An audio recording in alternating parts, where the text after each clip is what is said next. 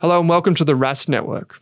What you're about to hear and see is limited to general financial information only. Please be sure to speak to your financial planner or refer to our financial services guide available at rask.com.au/FSG before acting on the information.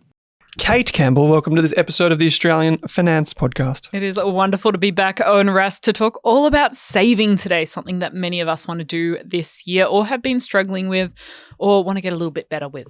Yes, goals do change, savings rates do change, but what doesn't change is hopefully the mindset and the belief that you can do it. And hopefully by the end of this episode, we can help a lot of folks who may be struggling to take their first steps or the next step onto their savings goals. And saving often doesn't get talked about. It does seem a bit dry and boring, but I really think it's an essential skill as part of our financial foundations, because to invest, we have to save some money to invest, and we need to save to build our emergency fund, to go on a holiday, to buy a house, to pay off debt. So it's really an essential foundation that if we can find some tips and tricks that work for us to make it easier to work towards whatever's most important to us right now, we've got those skills for life, because once you've done it once, you've worked towards paying off debt or building your emergency fund, you've built those skills of regularly putting money aside, understanding what's coming in and out of your bank account, staying accountable, and you can replicate that in investing as well.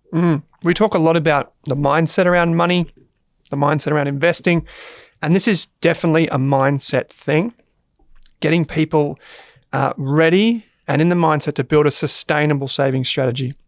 It's like people who go on those crazy diets. If you try and save everything at once, what you'll find is that in the month 2 or month 3, it's simply not sustainable. And what you will see if you do have a sustainable savings habit is lots and lots and lots of little bits being saved over a lifetime is what really does compound. Just a quick question before I get to my main question. Are you a perfect saver? Nope. No, me neither. And I think that's really important to acknowledge, is that I don't think I've met someone who is a perfect saver, someone who can say hand over heart that they've done everything exactly the way it should be and there's never been a wrong footing. But life's messy, Owen. It is messy. And I think I would be the first to admit that I am more of a spender personality type. I am. When I do those quizzes that so many people have, it's either spender or investor. I'm not worried about spending money. I obviously don't rack up credit cards. Never had a credit card actually. But I do like to buy things. I do like to spend money on experiences, for example. But when it comes time to it, I do make sure I'm saving and I'm investing. So why should I save? Most of us want to buy something in the future, and many of the things we want we can't buy with just one paycheck alone. So maybe we have $500 left over this month, but that's not enough to take us to Europe or buy a house or pay off debt. So we need to save to accumulate more resources to go on that big holiday we want overseas, or pay off debt, or build our emergency funds. So for me, saving's about working towards longer term goals and things we want to buy, whether it's assets or holidays or cars, rather than things that we're buying immediately, like buying a coffee. I don't think about saving in that context. I'm just spending money there. But if I'm going to spend money on something bigger in the future, then I need to save to get there. Yeah, so you've got to have that savings goal. If that's the thing, that's the kind of the first thing. You're saving towards something, and then you kind of execute, you find a way to do that based on your income. Yeah, and for me also, saving gives me a lot of confidence as well, because I know I'm putting resources away that will give me more choices in the future. And one of those things is having my emergency fund. So I've got, let's say, 6 months of living expenses in my offset account that if I ever need it, I can break the glass, take the money out and use it to go and see a sick family member. Someone actually did use that analogy when they wrote into us on the podcast the other day. They did say, that break the glass in case of emergency. I've seen those on the buses and trams and those types of things. The thing is, Kate, not a lot of people can save, and the data seems to reveal that. Yeah, there's a huge amount of reasons why people can't save, or they've found it difficult in the past. I mean, there's just so many life events that get us stuck. And some of the research by Melbourne Uni found that 77% of Australians have regrets in relation to their finances. And that's especially in relation to saving and not being able to save enough money. And 1 in 5 Australians have less than $1,000 in savings, and 1 in 2 have less than $10,000. I think that's worthy of a pause for a moment. So 1 in every 5 people you walk past on the street have less than $1,000 in savings, and half of those people have less than $10,000. I recently put this onto X or Twitter of all places.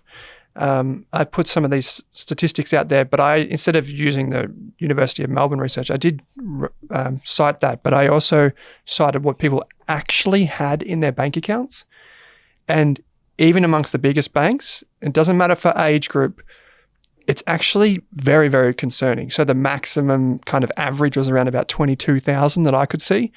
So most people listening to this podcast will be able to hear this and go, I'm actually doing all right. You know, maybe you don't have 10,000 in there right now, but just by listening to this podcast, you will be okay. But the average person doesn't have that much money saved. And I think it's important to start this conversation by acknowledging that there's a lot of different life events that set you back financially. And so understanding that, even if it's in relation to helping a friend or family member with their finances. So the research showed that one of the leading causes of people getting set back financially is separation and divorce, physical health concerns, caring for another family member with needs, health concerns, mental health issues, job loss, domestic violence, financial abuse. So there's a lot of reasons why people are set back financially that are absolutely nothing to do with their behavior and with their finances. It's not just because they can't save or can't manage their money. There's a lot of other reasons at play too. This is the thing. And when I put this out onto Twitter, a lot of people were like, everyone just needs to start saving more money. Yeah, but it's not always that simple. It's not as simple as, you just earn more and you spend less. Sounds great. But the reality is you might have a family member who needs help. They can't afford their rent. They might have a mental health problem. They might have a drug addiction and you feel responsible. You might have a child with a disability and it's more costly for you. There are so many reasons why it's very, very hard to feel like you're making progress. And all the data seems to show this. Yeah. But you can do it. Yeah. And that's kind of what we wanted to talk about in this episode. We're acknowledging what has got us here and then also thinking about, how can I take these next steps forward to have my first $1,000 and be one of those Australians with over $1,000 in their savings account. So I think now we want to get through some of the important skills and tips we've got for saving. Yeah, sure. A lot of people say there are valid reasons why they don't save, and I think that's important too. So why don't people save? There was a really interesting stat that you pulled out here, Kate, which was about 28% of people say they don't trust financial institutions or financial advisors. So that's stopping you from improving your financial situation. 23% are overwhelmed. 16% say I don't have the skills. 16% say I don't have the time. So just by listening to this podcast, again, you're already ahead of the curve because I hope that by now you can trust us. We're not selling you anything. You can trust us that we're going to give you information that we think is honest and genuine. It's interesting, Owen. I'm just having a look. This research by Uni of Melbourne was done in 2019, before cost of living became a phrase that we're throwing around at every conversation we're having. And so only about 2% of people cited cost of living for a reason they couldn't get ahead financially. I'd imagine that's quite different that now. would have to be the highest, surely. The thing that really, it doesn't surprise me, but it concerns me is that nearly 1 in 3 people don't trust financial advisors or financial institutions. And this was right when the Banking Royal Commission stuff was hitting every headline. Yeah. And so it doesn't surprise me that this is there, but it does concern me because now, we've cleaned up the finance industry in a big way. Podcasts like this, it's not just ours. There are many others out there. There are many people out there trying to do the right thing. So I think now is the time to open your mind to that. And 90,000 people listening to the show would say that, you can come at any level. It doesn't matter where you're at and you can start to learn. So at least that's one of those things gone. And because of podcasts and maybe even social media to an extent, now you can consume the information at the time that works for you. Like if you're driving your car or you're on the tram or maybe you're doing a workout or something like that, you can actually listen to this. So the time element is now no longer there. I think if you can dedicate a few minutes every week to doing that, you're well on your road. So people that do want to save, Kate, one of the concerns is they don't know how. what would you say to them? One of the really important pieces of advice that I've received and has helped other people is just you really need to know at a high level what is coming into your bank account each month and what's going out. Because if you don't know that, then it's really hard to get ahead financially because you just don't have a handle on what the money left over, or maybe you have a negative amount because you're using a credit card each month. So if you can just start with looking at a high level and going, what's coming in each month and what's going out. And before making any changes, just getting comfortable knowing, okay, these are my sources of income. This is how regular it is. Maybe I'm part-time or a contractor, so it's a little bit less regular. You can't set your watch to it. So you have to understand that as well. And these are the areas I'm spending the most money on each month. And then roughly how much money do I have left over each month and where has that been going historically? So that gives you looking back to the last 1 to 3 months, you know what your money has been doing. Yeah, it's that's probably the most overwhelming part of this whole process, and that ties into what a lot of Gen Zs are saying. They just kind of feel overwhelmed. They don't know how, but they just feel overwhelmed, and that's just about opening your eyes. It's just about, and I mean that sincerely, is just opening your eyes, using your eyes to look through your bank statement, even if you don't download it. Even if you're not getting the highlighter out, you're just looking through it. Where did I spend money? Oh, there's a fair bit of money there. The key thing when you do this, I think, Kate, is that you're kind to yourself. Because no matter what age you are, you've probably got something you spent money on yesterday or the day before you thought probably didn't need to spend on that. And those are going to happen throughout your life. And it's very easy to fall into that negative mindset of, shouldn't have done that, shouldn't have done this, shouldn't have done that, and that's terrible, that's a bad move. You know, all these negative connotations. Try and be a bit kind to yourself as you go through this process. Yeah, it's almost looking at it like a scientist and going, okay, this is what's happened in the past. This is where the money's gone. What are some of the conclusions I can draw from that? But then what can I do going forward? So I don't know, you don't want to be detached, but I think looking at it kind of like as a third person and going, okay, this is what's happened. It doesn't reflect on me and my personality and who I am, but these are the changes I want to make going forwards, I think, as well. So just acknowledging where you are right now is a really important first step before you start to make some changes. Yeah, a lot of people, are going to look at their bank account and go, I'm not very good at saving. I think saving is kind of like a thing that you improve on over time. It's not something like you go in and you get a makeover and then tomorrow you're all of a sudden a saver. It's like something you'd go to the gym. You would have to flex your muscles. You would have to pick up the weights. You'd have to go regularly. And after a few months, you'd see the benefits. It's not going to happen straight away. And so I think if the first instinct you have is, I'm not a gym person, well, you're probably not going to do that. I don't run. I don't exercise. It starts with that mindset of just being, okay, I did this. Now what can I do to improve it? A little bit incremental every day.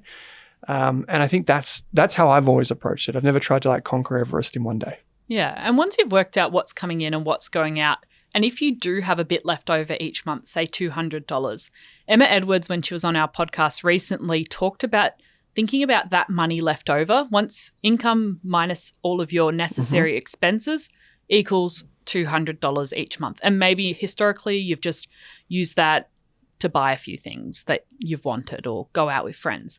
But that's your opportunity. So over the next 30 days, you can find, well, maybe I can spend a little bit less of that $200 so I can put $50 in my savings account this month. And then maybe next month I can put $100. And then slowly I can look at some of my fixed expenses and see if I can reduce any of the costs there, or I can look at my income and see if there's any ways to increase that. So it's not tackling every area at once. It's not trying to go in, get a pay rise this month, cut all your bills in half, and cut a heap of your fund spending. Yeah, I mean, we do a lot of those shows where it's like 10 tips for this and 20 tips for that. At the beginning of every year, if you're new to the show, we do one. It's 24 ways to save and invest. If you're looking for those kind of quick wins, those are the episodes for you. But when you're building that foundation, you probably want to take that money and you want it to be sacred. You worked for it, so put it somewhere where it can work for you. One of the easiest places to put that is in what we call an emergency fund. So an emergency fund is just your cash account. Typically, if you own a home, it's in your offset. But typically, if you don't own a home, it's in a savings account that's separate from your main bank account. So you might have another bank that just has a good interest rate. You put the money in there. You can always transfer it back, but you want it in there. And that's for emergencies. Car breaks down, you get sick, lose your job, these types of things. That's where that goes. And you want to, if you haven't already got that, get that in place as soon as possible. So once you've established where am I spending, you've then looked and you've gone, okay, well, maybe I can cut out these a few things this month. Now I've got my $200, as Emma has said. What do I do with that? Where do I put that sacred amount of money? Yeah. And that's your emergency fund typically. And that's the next big tip about saving. You want to create a goal that feels important and meaningful to you. And for many people at the start of their journey, that is putting money aside so they've got an emergency fund when things go wrong. But maybe if you have that emergency fund put aside, what's most urgent and important to you right now? Well, maybe you want to go on a holiday with your family at the end of the year and you think, oh, roughly I need $5,000. I've got 8 months to go, 10 months to go. How am I going to break that down? So thinking, well, what's most important to me right now? I try not to have too many different financial goals because it can be hard to feel like you're making progress if you're putting $50 here, $100 here. So think about, well, what's most important to me to work towards with my finances? What do I want to save towards? And then you can work backwards from there. So if you need $12,000 in 12 months, well, you're going to need to find $1,000 each month to put in your savings account. You don't have that much left over each month. Well, how can we change some things? Maybe increasing our income, side hustle, cutting out expenses, selling stuff, yeah. How am I going to get to that $1,000? So thinking, what's your number one priority right now? How much are you going to need to save? We don't often have an exact number. It might be, roughly this amount for a holiday. What's your time frame? How urgent is that goal to you? And what the end result looks like. So you really paint the picture of what this goal is for you. I think that's for people that haven't got the savings account set up with $1,000 in it. I think I've been in this situation. I was in this situation a lot of my life, to be honest. I think that it's just a constant feeling of fear. Like everything could be taken from you. You're not worthy. There's a lot of imposter syndrome. Imagine life without that fear. Imagine if you could just put a list of your biggest fears right now. If finance is at number one, imagine that wasn't on the list. Imagine how much that would affect the other things that are on your list. That's what the end result probably looks like. It's that feeling of, okay, I'm confident now. I feel like, I'm in a horrible situation. I've got this money behind me. I feel good that I've got to this point. But now I feel like I can take on anything. I can walk away from that horrible situation if I need to. And a significant number of Australians say that financial stress impacts their mental and physical health. So if you can take that off your plate by giving yourself a bit more of a buffer, having some money put aside for all of those unexpected expenses that always seem to pop up that you just can't budget for, that can take a huge amount of stress off your plate. And you mentioned, mental health, physical health, all those types of things that it can influence, but also relationships. It can really, really take a toll on relationships.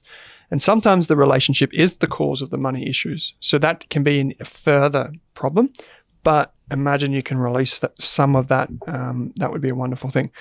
So we know, we've got a bit of a goal that people can have. They can reflect. They can say, well, this is what my future state, I want this to look like. This is how I want to live in 3 months, 6 months from now.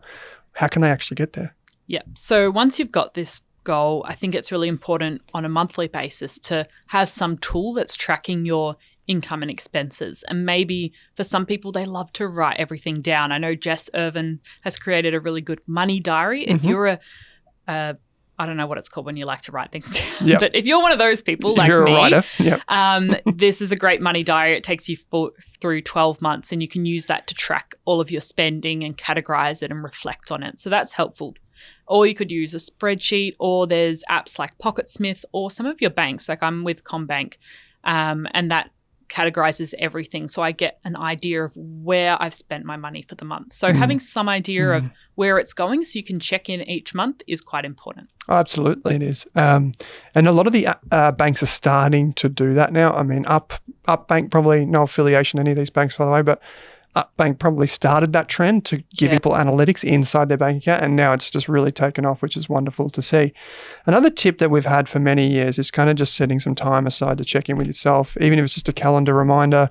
Use your Google or your Microsoft account or Apple, and you just say, I won't say something Siri, but you could say something like that, and then remind me in 30 days to do whatever the thing is that you need to do. I used to have a calendar reminder of that too, because I knew I would get paid at the end of the month. So I set the reminder for the day after, for the 1st of every month, so that I knew that that was the day that I sit down and spend 10 minutes just making sure my money's going in the right place. Yeah, and that's your chance to check in with your goal as well. And so, okay, I didn't save $1,000 this month. I only saved $700. Is that going to set me back? Am I going to need to make some adjustments to what I'm spending money on next month? Am I going to have to take up some extra shifts? I'm going to give you a bit of a challenge, Kate. We often do these shows here on the Australian Finance Podcast where we tell people about some of the bank accounts that offer high amounts of interest. Can you tell us some of the bank accounts in under 2 minutes? Ooh, ING has always been a pretty good one. There are a number of criteria you have to meet, so keep in mind that you need to be able to meet them to actually get the benefit of that high interest. So I think that's one of the highest at the moment. It's got a 5 in front of it, so that's pretty good now in 2024. Good. Yep. Another interest rate with a 5 in front of it is UBank. That has less requirements. It's only $200 deposit each month to get their interest rate. So that's really good, actually. That is good. Yep. Macquarie, that's in the high 4s. Yep. So I'm not saying my numbers in full here because things change so quickly at the moment in Australia with bank account interest rates, but they're the 3 that stood out to me. So we've got ING, Macquarie, UBank, all in the 4 or 5% range. Go and check them out, create a list. Remember, there are rules that Kate said. For example, ING, which is the bank that I use, and it's not a recommendation, I'm just saying I have used it for years. It does offer pretty good interest rates, but there are asterisks that come with it, such as a deposit amount, a balance amount, all these different types of things, the number of times you tap your card, whatever. A lot of the banks have them. So as you go on that savings journey, you will begin to read the asterisks and the little thing that goes down the bottom to actually understand the criteria. So if you just Google high interest savings accounts Australia, you're going to find different comparison websites, different banks that are advertising. So you'll see what's good at the moment in terms of interest rates. Absolutely. One of the things that we have always championed here on the Australian Finance Podcast is the ability to use these tools to automate. Whether you're automating your savings, you're investing, paying your home off early, whatever the case may be, automating your money movements makes so much sense. But this study that you found, Kate, was very interesting. Yes. So some research by Heritage Bank showed that while 3 in 4 Australians have a savings goal, a huge 70% don't have automatic savings set up to help them reach their goals. And it's become even easier these days, whether your bank has a way where you can just set up an auto transfer every month, that $200 when you get paid goes straight into your emergency fund or straight into your Euro 2025 fund. That happens every month. Or things like Upbank, where it automatically can split based off percentages or dollar amounts when your paycheck hits your account, which is quite cool. Not many banks offer those features, but more and more banks are trying to offer savings tools because they want to keep the money in the bank. It makes sense for them. Savings tools, automation tools, budgeting tools. So make use of them if possible so you don't have to think about it, because we already make enough decisions every day. We've got enough mental load. We don't need to decide if we're going to save this month. Yeah, it's putting your money on autopilot. It's actually a wonderful way to sit down with your partner and just say, hey, I know you don't want to do this. I don't really want to do it either. But we're going to just come up with this really basic rule. Maybe there's 3 bank accounts. It's like, spending, like bills, and then savings. There's 3 accounts. You automate amount of money. You know roughly when you might get paid. Or if you're a contractor, like a tradie, or maybe you work for yourself, it's going to be a bit uneven. So maybe in that case, you don't do it on exact days or something like that. Like Up can read your bank statement, but maybe you do it, you give yourself an extra couple of days buffer to build those in. Interestingly, they mustn't have, this is a survey from a little while ago by Heritage, but I reckon if Heritage surveyed the Australian Finance Podcast community, they would find it's 70% of people do automate some part of their finance or investing. So you can do it beyond savings as well. We do have a free course, an automation course. It's 100% free, and it will automatically help you. Automate you? I don't know. It's guaranteed to help you automate something. I'll give you that. That's my promise. So if you go in there, we did that with the guys from Perla who automate a lot of investing. Full disclosure, they are a sponsor. We also tell you what not to automate in that course, which is also important. Yes, because some things shouldn't be automated because some things do charge you more if you just forget about it, such as car insurance, which is something that you probably should review every year manually. Like force yourself to do it because you could save a few $100s every year. Which means more money to your savings goal. So win-win. The next tip we've got is find an accountability buddy. So someone to do it with, because finance can be not super exciting for many people. It can feel hard when you're working over 12 months for a savings goal and it just feels like a bit of a slog. So find someone who's going to check in with you each month, see how you're tracking. Even better if they're working towards a similar savings goal or they're going on the trip with you. Like, do it together. Discuss how you're going. Give each other tips and tricks. Share your money hacks. You don't have to do it alone. No, not at all. And even, to be honest, just listening to this podcast, you probably feel like you're getting some of this. If your friends around you don't want to talk about it, just come and send us your questions, send us an email, say hello on social media. Hang out with us on YouTube. Yeah. There's heaps of stuff going on. We do live shows, so you can come and say good day. But it doesn't even need to be your partner. So, if your husband, for example, doesn't like to talk about money, maybe you've got a girlfriend that you can catch up with. You go and get a coffee, and it just happens to be that, it's in conversation. We did have some people come up to us. This is going back quite a few years at the FinFest event in Sydney. Some ladies come up to us and said they have joint savings. They're not in a partnership or anything like that. There's just 4 of them that have like a money club and they all contribute to one savings account for one person every month and it just goes around in a circle. So it feels like they're getting ahead quicker by working together, which is kind of cool. So what else have we got? Well, I thought we should just quickly touch on saving with someone else because a lot of people are saving towards a shared goal with their partner. Yeah. Or maybe you're saving up for a house deposit with your sibling. Like, people are doing all sorts of things these days. And if you're saving for something together, I think it's just super important that you've got a shared vision and you're thinking about what you're both contributing to the goal, because it's not always the exact same financial amount. Yeah, some people have the income, but they don't have the savings, and vice versa. I've seen this happen. Unfortunately, it turns out pretty bad sometimes when it's with family and friends. The key to all of this, I think, is being on the same page, the shared vision, but also documenting it. And what I mean by that is just know if you are going to exit this type of savings goal or whatever, why would you exit it and how would you exit it? But if it's, a savings goal between you and your partner, the easiest thing to do is just try and find and balance each other's priorities. So find out what your partner is interested in. We've had Karen Ely on the show many times before, and Karen is the first to say the easiest way to establish this type of bond is actually just to hear what your partner is saying.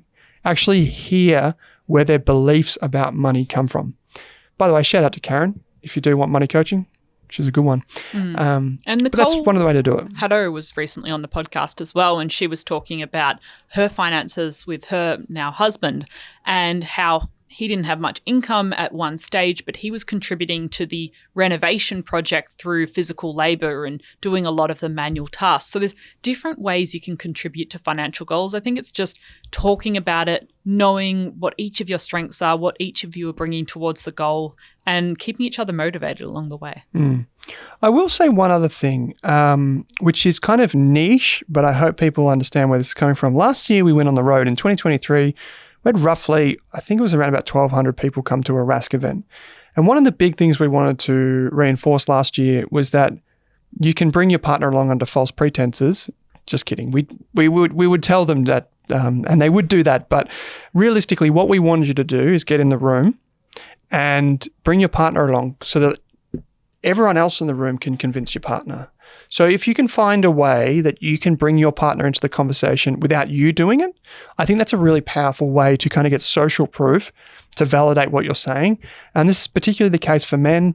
Oftentimes the male in the relationship may feel vulnerable if they talk about savings or they talk about maybe they're not earning as much. So just making them feel as comfortable as possible and maybe highlighting that that's actually pretty common these days. And there's nothing wrong with that. It's a joint goal and you're just going to save as much money and you're going to make as much money as a team. Yeah. And that's a really good way to think about it. Yeah, I think investing gets a lot of the hype and it seems cool to talk about, but savings, it's just like, just saving money. I just saved this Or money. it's so important. House deposit. So, Yeah. I mean, if no one else tells you saving's cool, I will tell you that saving's cool. Kate will break out the confetti. Okay, last thing that we wanted to talk about on the show is just how to stay motivated, Kate. Yes. So we've talked about this with Evan in our Brain Hacks series. It's that not messy middle, but the sort of drudgy, muddy middle bit where you've set the goal, your excitement's gone down now because it's just that 1 or 2 or 3 years of saving. Maybe it's for a house deposit. And it just feels like, it's just happening every month. Why can't I speed it up? And it can feel at that point easy to, why don't I do something else with my money, or go in a different direction, or suddenly, maybe I could go on this trip this weekend and completely derail my savings goal for the month. So if you can find ways to celebrate your small milestones along the way, so break it down as much as possible. When I was saving for my Euro adventure that got well and truly postponed by COVID, I had written down all of the different, each $500 increment on a poster of how much I needed. I think I was saving up for $10,000 over 2 years at the time. And so every time I got paid and put $500 into my travel savings account, I could cross off a $500 increment on that poster. And that was something small that helped me stay motivated. But maybe it's checking with your friend, going out for a coffee with a friend or your partner to celebrate, we've made it another $500 towards our savings goals. Just something to keep you motivated along the way. That's why you see in a lot of the FIRE community and the bloggers, they always have the savings goals. So they have like the savings rate, which is the difference between your income and your expenses every month. So what you save. And they have like a little graph that shows like how much did they save in March? How much did they save in April? How much, and it shows it over time. And sometimes it's negative and sometimes it's positive. And just over time, you kind of get the kicks from just saving more and more and more. It's a wonderful way to do it. And I think the key thing that you've brought to life there is just find a way to celebrate that. Find a way to reward yourself along the journey. And that will help keep you motivated for the next goal. Yeah. And even just for me, it's setting goals outside of my finances to work towards, to give me that regular feeling of achievement and progress, because my financial goals, savings goals, they're going to take years, some of them. Some of them are going to be 10 or 20 years, my financial independence goal, for example. So that's happening in the background. I'm not going to think about it all the time because otherwise I'll go, I'm still ages away. So I let that happen in the background. I've automated as much as I can. I do regular check-ins, but not to the point where I'll be tempted to make changes. And then while that's happening, I focus on everything else that's awesome in life. So I'm not really thinking about my finances all the time now. Yeah, I like that. So just in review, not that many people have crazy amounts of money. And I want to frame that because even if you're just getting started, to be well and truly above average, you can do it. You can do it too. Even if you're on a single income and you've got kids, you can do it. And it starts with that mindset of being prepared to look at your finances, to be judgment-free of yourself and be kind to yourself and start saving. There are fewer barriers in place, I would say, now than maybe 5 years ago, Kate, where there's so much technology to help you, whether it's budgeting tools to track your spending, tools to automate your finances. So look for banks or other apps and tools that are going to help you. Yeah. There will be roadblocks. As Kate highlighted at the beginning of the show, things like separation, if you've got health concerns, if you're caring for a family member, the list goes on of big roadblocks that will get in your way. But then there's also little roadblocks like social events and social activities where you may feel compelled to go out. One of the things that we've often talked about on the show is just it's a rearranging of priorities. We've got activities that you can take on the Rask Education site. They're all free. And there's some wonderful courses on there, such as our automation course, which hopefully now most people do. I do it every month. I should say I don't even do it because it does itself. You don't do the course. You have your finances automated. Yeah, I automate everything nowadays. But I mean, if you want to do the automation course every month, go for it. Yeah, if you want to just keep enrolling in the same course, just automate your enrollments, that's fine. But seriously, there are distinct steps you can take. Your path won't be, in a straight line. There may be some bumps along the way, but that's okay. Just think saving gives you more choices in the future because you have more of a buffer, you have more options. If you want to go on that trip, they've got that money put aside. I know how hard it is to battle our brains because we've got that instant desire to have, find, spend everything right now. And it's very hard to think 10 years, let alone 1 year ahead. So It's hard, but I think it's really worth it, and it will help you with investing as well. Absolutely. If you want to be the type of person that feels confident with money, feels like you can provide for yourself and for others, the way you get to that is through investing. But the only way you get to sustainable investing is through sustainable saving. The old saying, you can't invest your way out of a savings mistake. It always just keeps catching up. So you can save your way out of an investing mistake though, which is the irony, but it's a good thing. You can do a spending review, or you can use an app. I think you mentioned PocketSmith before. Yep. And your bank can also help you categorize spending. If you are like me and you just want to look through your statements, you can just download a PDF or you can just look through it. There are some great savings rates around at the moment. Please review your bank account. Currently, ING, Macquarie, UBank all offer pretty compelling rates. And there's always plenty that we don't mention on the show that are good. Yes. So just do a bit of a research online. Reddit or forums often have a list of really well paying interest rates. Absolutely. If you can find someone to save with, it's a good thing. It will help you. Even if you don't have that though, you can join us every week on the podcast. You can go online, you can join Facebook groups and these types of things. Saving with someone else can be tricky at times, but forgiveness of them and understanding of their situation, their beliefs towards money will actually help you in the long term, because it will help you understand where you're at with them as well. Staying motivated along the way, how can people do that? They can celebrate the milestones along the way. Yes, just imagine Kate with the texter just scrubbing it out. Every $500 achievement, it's a milestone. Wonderful. Use your accountability buddy to celebrate, and regular check-ins to see the progress you're making. If you have a setback, that doesn't mean your goal is completely kaput. Think about it. Reset, reflect, and start again. Yes, wonderful. There are heaps of free courses on the Rask Education site. We'd be delighted if you take one. We don't get anything from it because it's free, but go on there, make the most of them, because there's so many people who have contributed to those things, and we just really do hope that you can make the most of it.